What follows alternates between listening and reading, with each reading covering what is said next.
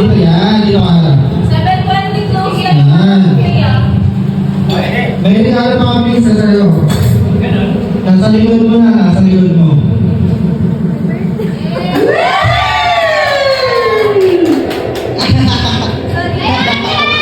Hello. Kain na kayo.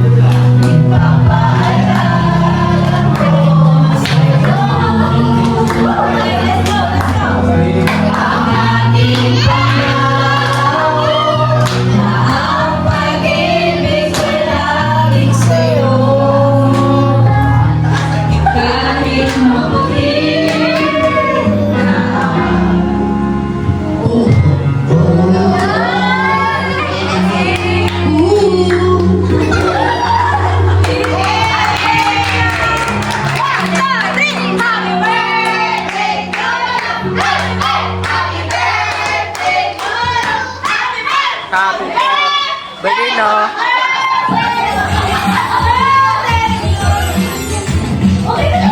Ano naman, ito naman.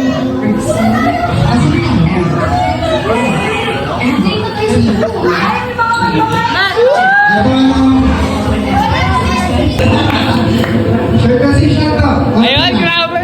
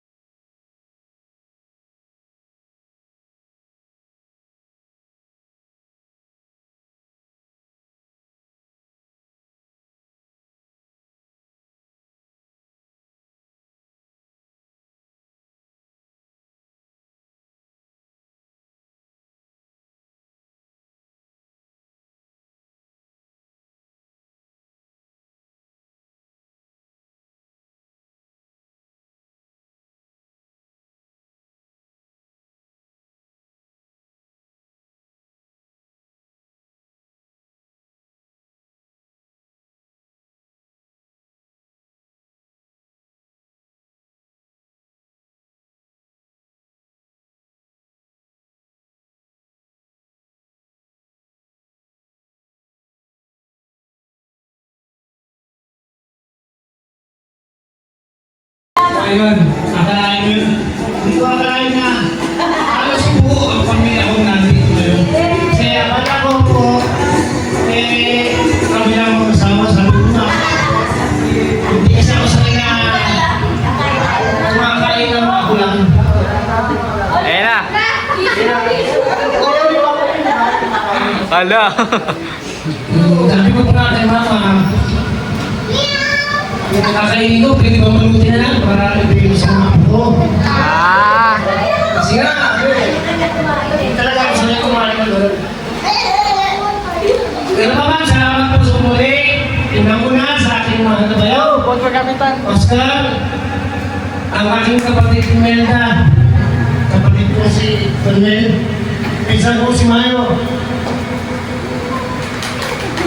Sa mga anak ko, mula kay ate, hanggang kay Renita, kay Angeline, na kahit malayo, nakarating, salamat sa inyo, Jazz. Sa mga anak ko talagang si very surprise talaga ito, wala kayong kinalaman dito. Tapos ko naman ako na wala akong kaganda kasi hindi ko tumatawag. Pero ganoon pa man, na ang saya-saya talaga, kumpleto ang lahat. Sa aking kapatid, Bunso, sa aking ipagkir, Ate Leona, salamat po sa aking mga pamangkin. Salamat sa pagbati ninyong lahat. Yenchun, Casey, Erwin, salamat sa inyo. Tsaka sa aking balae ko na sa dulas niyo. Salamat po, salamat. Ayun lang. Sa mga manugang kong gwapo,